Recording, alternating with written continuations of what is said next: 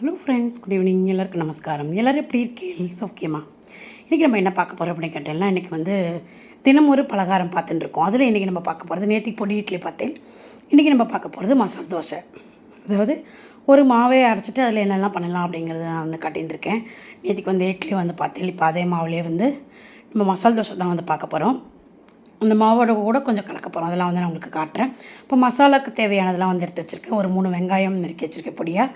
ஒரு 4 உருளைக்கிழங்கு வேக வச்சு வச்சுருக்கேன். அப்புறம் பச்சை மிளகா, கருவேப்பிலை, கொத்தமல்லிலாம் நறுக்கி எடுத்து வச்சுருக்கேன். இப்போ நம்ம இந்த வானலியில் தான் பண்ண போகிறோம்.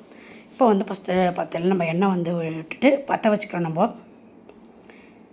எண்ணெய் நல்லா காயிட்டு, அதாவது மசால் தோசைக்கு இது கொஞ்சம் நம்ம இந்த ஹோட்டல் ஸ்டைலில் அப்படி மசால் தோசை பண்ணுறது தான் பார்க்க போகிறோம். நம்ம அரைச்ச அந்த மாவே இல்லாததுக்கு கூட கொஞ்சம் மாவில் கலந்துக்க போகிறோம். என்னங்கிறது அப்படின்னா ஒன்று அப்படியே நம்ம இதை பண்ணி மசால் பண்ணிவிட்டு அடுத்து கலக்கிறத நம்ம பார்த்துப்போம். இப்போ அதுக்கு தேவையான மஞ்சப்பொடி, உப்பு, பெருங்காயம் எடுத்துகிட்டு இருக்கேன். அஞ்சல் பட்டியில் இருக்கிற தேவையான கடுகு, கடலைப்பருப்பு, உளுத்தம் பருப்பு தான் போட்டுக்க போகிறோம். வேறு எதுவும் அதுக்கு தேவையில்லை. நம்ம போடும்போது அப்படியே ஒன்று நம்ம பார்த்துருவோம். ஃபஸ்ட்டு இப்போ எண்ணெய் விட்டுருக்கேன். எண்ணெய் கொஞ்சம் காயட்டும். இப்போ உருளைக்கிழங்கு நல்லா பார்த்தீங்கன்னா ஒரு 3-4 உருளைக்கிழங்கு நல்லா வேக வச்சு மசிச்சு எடுத்து வச்சுட்டுருக்கேன் மசாலாவுக்கு. வெங்காயம் ஒரு 2-3 வெங்காயம், சின்ன சின்ன வெங்காயம்னா கொஞ்சம் 3 எடுத்துக்கலாம்.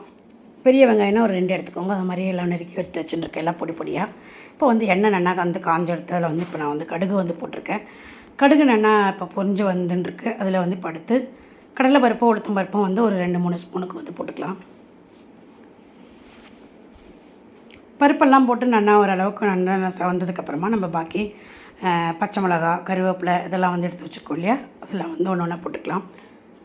பச்சை மிளகாலாம் முடிஞ்ச அளவுக்கு நீங்கள் நல்லா நைஸாக கட் பண்ணிங்கன்னா நமக்கு சாப்பிட்றதுக்கு மசால் தோசை பண்ணுறதுக்கு ஈஸியாக இருக்கும். இந்த மாதிரி பொடியாக நல்லா கட் பண்ணி எடுத்து வச்சுக்கோங்க.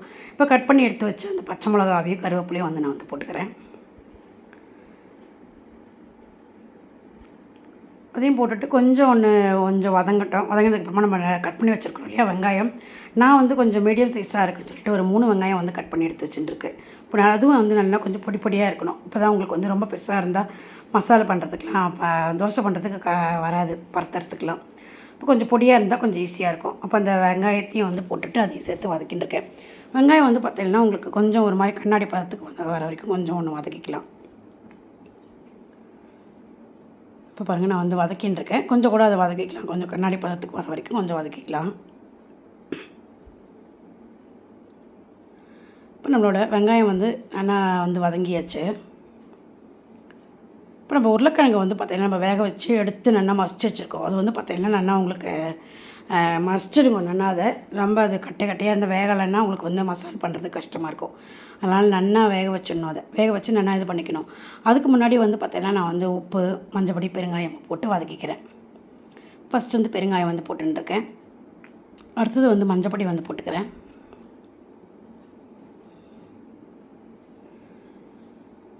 அடுத்தது உப்பு. இதெல்லாம் போட்டுட்டு இந்த வெங்காயத்துலேயே போட்டு நல்லா வதக்கி விட்டுருவோம். அப்போ நல்லா உருளைக்கிழங்கோட கூட சேர்ந்து நல்லா உங்களுக்கு மிக்ஸ் ஆகிக்கிறதுக்கு கொஞ்சம் ஈஸியாக இருக்கும். அதனால் நான் இந்த வெங்காயத்துலேயே போட்டு வதக்கிக்கிறேன். இப்போ இந்த அளவுக்கு நல்லா இந்த வெங்காயத்தையும் நல்லா வதக்கிடுவோம்.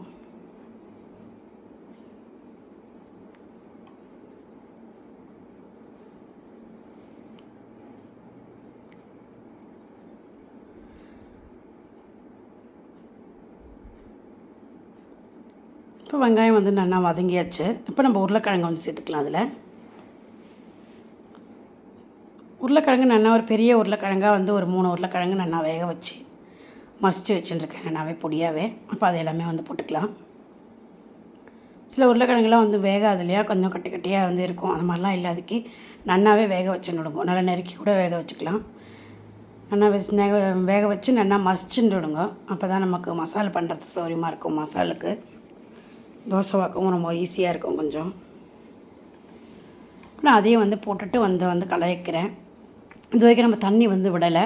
கொஞ்சமாக தண்ணி தெளிக்கணும். அது நம்ம கொஞ்சம் நேரம் கழிச்சு நல்லா சேர்த்து கலரிட்டு அப்புறமா தெளிச்சிக்கணும். அப்போ தான் உங்களுக்கு தோசை வாக்கிறதுக்கு அதாவது மசாலா பண்ணுறதுக்கு கொஞ்சம் இதுவாக இருக்கும். அதாவது பாருங்கள், இப்போ நான் கொஞ்சமாக தண்ணி தெளிச்சிக்கிறேன். மசாலா தோசையில் நம்மளுக்கு பரத்துறதுக்கு சௌரியமாக இருக்கும். கொஞ்சம் தண்ணி வேணும் அதுக்கு.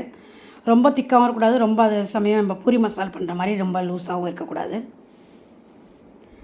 கொஞ்சமாக நான் தண்ணி தெளிச்சிட்டு கலரிக்கிறேன். உப்பு நான் ஃபஸ்ட்டு கொஞ்சம் தான் போட்டிருந்தேன். வேண்டாம் உப்பு மட்டும்தான் அப்போ போட்டிருந்தேன். இப்போ இந்த மசாலா உருளைக்கிழங்குலாம் போட்டதுக்கு இது எல்லாத்துக்குமா சேர்த்து ஒரு ஸ்பூனுக்கு உப்பு வந்து போட்டுருக்கேன். அதையும் சேர்த்து நம்ம இழுத்து நல்லா உப்பெல்லாம் சேர்கிற மாதிரி நல்லா ஒன்று கலத்தி விட்டுக்கலாம். கலந்து இப்போ பாருங்கள், நம்ம மசாலா வந்து இந்த அளவுக்கு நல்லா மசிச்சு ரெடி பண்ணி எடுத்து வச்சுக்கணும். ரொம்ப திக்காகவும் இல்லாத ரொம்ப தண்ணியாக இல்லாததுக்கு ஓரளவுக்கு திட்டமாக வந்து இந்த மாதிரி கொஞ்சமாக தண்ணி தெளித்த மாதிரி விட்டுட்டு நம்ம வந்து இந்த மாதிரி கலரிக்கணும். இப்போ அடுத்து வந்து நம்ம வந்து கொத்தமல்லி வந்து கட் பண்ணி வச்சுருக்கோம். இப்போ இதை ஆஃப் பண்ணிட்டு மேலாக கொத்தமல்லி போட்டுட்டு கலரிக்கலாம். கொத்தமல்லி போடும்போது நமக்கு வந்து கொஞ்சம் வாசனையும் இருக்கும். அதே சமயம் சாப்பிட்றதுக்கும் கொத்தமல்லி அதை பார்க்குறதுக்கும் கொஞ்சம் உங்களுக்கு ரொம்ப சூப்பராக வந்து இருக்கும் தோசையில்.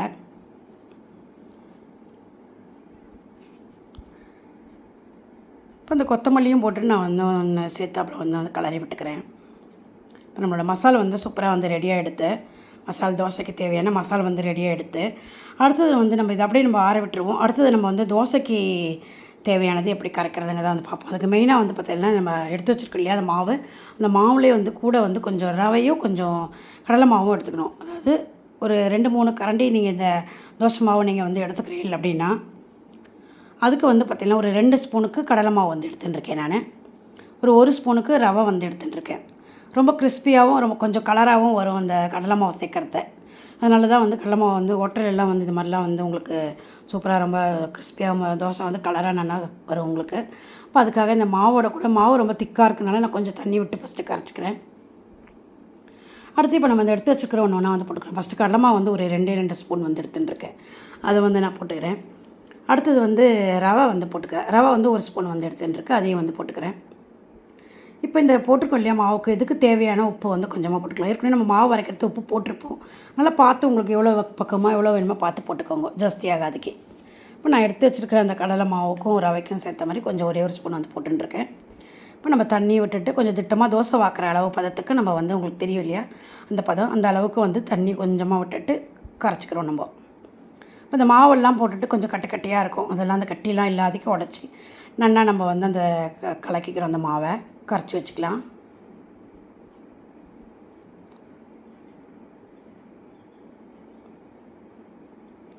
இப்போ பாருங்கள், நான் அந்த பதத்துக்கு வந்து இதை வந்து கரைச்சின்னு இருக்கேன். காட்டுறேன் நான் உங்களுக்கு அந்த பதம்.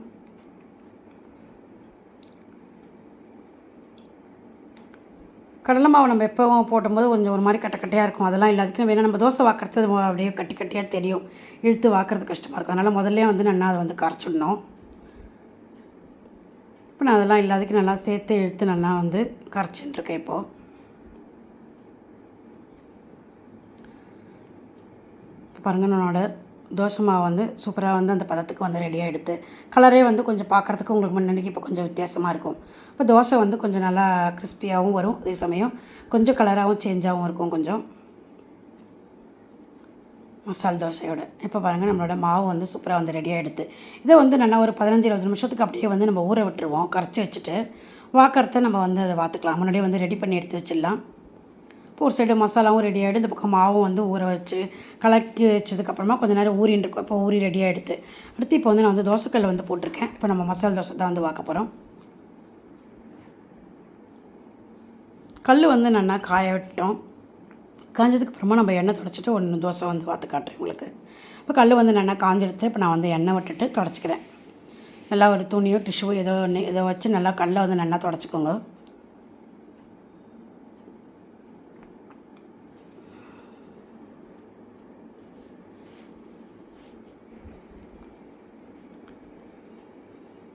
கல் நல்லா காஞ்சதுக்கப்புறம் தான் தோசை வாக்குறதுக்கு உங்களுக்கு வந்து ரொம்ப ஈஸியாகவும் வந்திருக்கும். அதே சமயம் தோசையும் நல்லா வெந்து நல்லாவும் வரும். அதே சமயம் ரொம்பவும் காயவும் கூடாது. உங்களுக்கு வேகமாக வந்து அடியில் வந்து தோசை வார்த்ததுக்கப்புறமா கொஞ்சம் மீடியமில் ஆக்கிடணும். அடியில் வந்து உங்களுக்கு சீக்கிரமாக வந்து தீஞ்சு போய்டும், மேலே வந்து வேகாத ஒரு மாதிரி ஆகிடும். நம்ம வந்து மசாலாலாம் வைக்கிறதுனால ஒரு கொஞ்சம் மீடியம் சைஸில் நம்ம மீடியமாக வந்து நம்ம அடுப்பை வந்து வச்சுட்டு தோசை வார்த்துக்கலாம். உங்களுக்கு ரொம்ப பெருசாக வேணாலும் நீங்கள் பெருசாக வார்த்துக்கலாம். நான் வந்து கொஞ்சம் மீடியமாகவே வந்து வார்த்துருக்கேன். ரொம்ப பெருசாக இல்லாததுக்கு கொஞ்சம் திட்டமாக வந்து தோசை வந்து வார்த்துட்டுருக்கேன் நான் மெல்லிசா.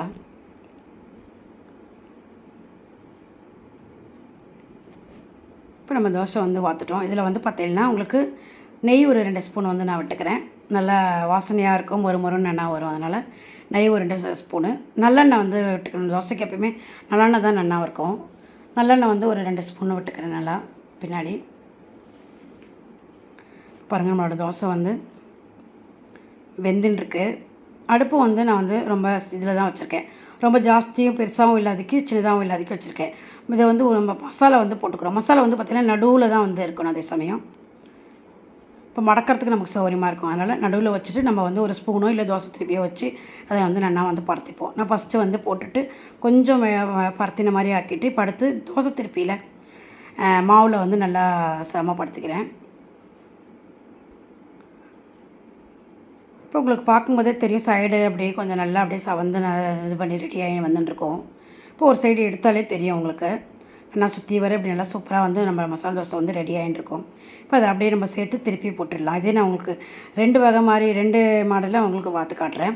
இப்போ ஒரு மாடலில் வந்து இது வந்து பார்த்திங்கன்னா ஒரே சைடாகவே நல்லா அப்படியே திருப்பி போட்டாச்சு. இப்போ நம்மளோட மசாலா தோசை வந்து சூப்பராக வந்து ரெடியாக எடுத்து இது வந்து நம்ம மேலே 3வதுக்கே நல்லா வேக வச்சு நான் வந்து எடுத்திருக்கேன். அதே சமயம் உங்களுக்கு மூடி போட்டுட்டு வாக்கினாலும் அப்படியே வந்து பார்த்துக்கலாம். அடுத்தது உங்களுக்கு அது மாதிரியே காட்டுறேன் உங்களுக்கு. இப்போ அடுத்து ஒரு 2 கரண்டி மாவை வந்து நம்ம விட்டுட்டு மெல்லிசாக வந்து வாத்துக்கலாம். நான் வந்து ஒரு 1.5 கரண்டி வந்து மாவு வந்து விட்டுருக்கேன். நான் சின்னதாக தான் தோசை வந்து வாக்குறேன் நான். அதனால் ரொம்ப பெருசாக இருந்தாலும் சாப்பிட முடியாது, வயிறு எல்லாம் உள்ள மசாலாம் வைக்கிறதுனால வயசானவாளெலாம் கொடுக்கறதுக்காக கொஞ்சம் மீடியம் சைஸாகவே வந்து நான் வந்து வாத்துருக்கேன். உங்களுக்கு நல்லா பெருசாக கல் சைஸ்க்கு வேணாலும் நீங்கள் வந்து வாத்துக்கலாம். ஃபஸ்ட்டு எண்ணெய் வந்து நல்லா சுற்றி வர மேலாக வந்து விட்டுக்கிறேன். அடுத்து நான் அதாவது நெய் சுற்றி வர உள்ளுக்குள்ளே விட்டுக்கிறேன். அடுத்து எண்ணெய் வந்து வெளியில் சுற்றி வர வந்து விட்டுக்கிறேன். அப்படி 2 வந்து விட்டுருக்கேன். இப்போ மசாலா வந்து வச்சுக்கலாம். நடுவில் நல்லா ஒரு 2 ஸ்பூனுக்கு நல்லா பெரிய ஸ்பூனால் 2 ஸ்பூன் வந்து போட்டுட்டு நல்லா தோசை திருப்பியில் அதை நல்லா பரத்தி விட்டுக்கோங்க.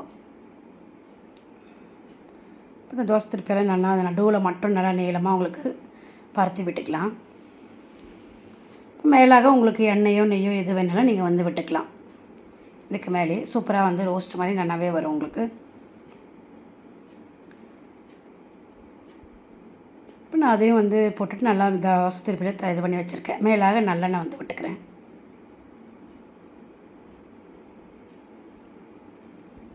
இப்போ இதே வந்து உங்களுக்கு நல்லா மூடி வேக வைக்கணும் அப்படின்னாலே உங்களுக்கு என்ன மூடி இருக்கோ உங்கள்கிட்ட அதை வந்து போட்டுட்டு நல்லா மூடலாம். நான் வந்து அதையும் உங்களுக்கு வந்து மூடி காட்டுறேன்.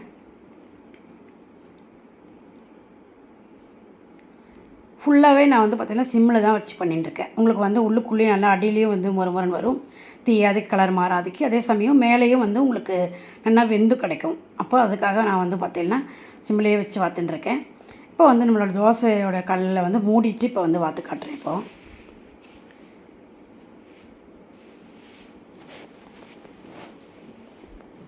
இப்போ மூடி எடுத்து பார்ப்போம். தோசை வந்து நல்லா சூப்பராக வந்து ரெடியாக இருக்கு. சுற்றி வர நல்லா வந்து வந்திருக்கு. இப்போ இதை நடுவில் வந்து முடிக்கிறோம். ஒரு சைடு அந்த சைடு இந்த பக்கம் வந்து எடுத்து முடிக்கிறோம். இப்போ இந்த மாதிரி வேணாலும் நீங்கள் வந்து தோசை வந்து பண்ணிக்கலாம். அப்புறம் ரொம்ப சூப்பராக நல்லா அழகாக மெல்லிஸாக வாத்தா உங்களுக்கு நல்லா மசாலா தோசை சூப்பராக வந்து கிடைக்கும். இங்கே பாருங்கள், 2 சைடு நடுவில் வச்சுட்டு 2 சைடு இந்த பக்கமும் அந்த பக்கமும் மடக்கி விட்டால் நம்மளோட அடுத்த மசாலா தோசையும் வந்து சூப்பராக ரெடியாக எடுத்து இதே மாதிரி இன்னொன்று வந்து உங்களுக்கு காட்டுறேன். சும்மா எப்பயும் ஒரே மாதிரியே ஒரே மாவே வச்சு ஒரே தோசையே இட்லியே சாப்பிட்றதுக்கு கொஞ்சம் வித்தியாசமாக இருக்குமே நேற்றுக்கு பொடி இட்லி செஞ்சு காமிச்சேன் உங்களுக்கு. இன்றைக்கி வந்து மசாலா தோசை நிறைய பேருக்கு தெரிஞ்சிருக்கும். இது வந்து தெரியாத வாழ்க்கை வேண்டி நான் வந்து பண்ணுறதுனால வந்து செஞ்சு போடுறேன். நீங்களும் வந்து உங்களுக்குலாம் ரொம்ப பிடிக்கும்னு நினைக்கிறேன். நீங்களாமும் ட்ரை பண்ணி பாருங்கள். எப்படி இருக்குன்னு எனக்கு ஒரு கமெண்ட்ஸ் போட்டால் ரொம்ப நல்லாயிருக்கும்.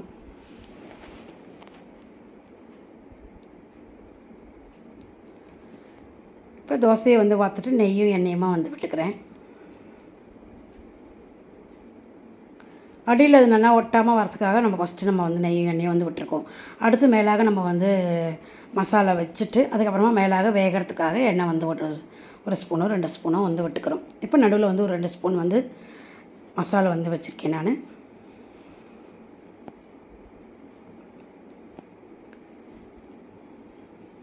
மேலாக எண்ணெய் விட்டுருக்கு. இப்போ இதை நல்லா அந்த தோசை திருப்பியாலே நீங்கள் அழுத்தினா போதும், சூப்பராக வந்து நமக்கு அதில் ஒட்டினோட தோசையில் தோசை மாவில் வந்து நல்லா அழகாக வந்து ஒட்டினோடும். இப்போ இதை நல்லா வேகட்டும். இப்போ இது வந்து மூடி போடாததுக்கு தான் நான் வந்து வாத்துருக்கேன். இப்போ இது ஒரு 2-3 நிமிஷம் அதை அப்படியே விட்டேன்னா உங்களுக்கு நல்லா மொறுன்னு சூப்பராக தோசை வந்து ரெடி ஆகிடும். இப்போ இந்த ஏற்கனவே நம்ம வாத்துருக்க அந்த தோசை வந்து பாருங்கள் நல்லா மொறு மொறுன்னு ரொம்ப சூப்பராக வந்து அழகாக வந்து வந்திருக்கு. இப்போ உள்ளுக்குள்ளேயும் வந்து எடுத்து காட்டுறேன். உள்ளுக்குள்ளேயும் நல்லா வந்திருக்கு நம்மளோட மசால் தோசை.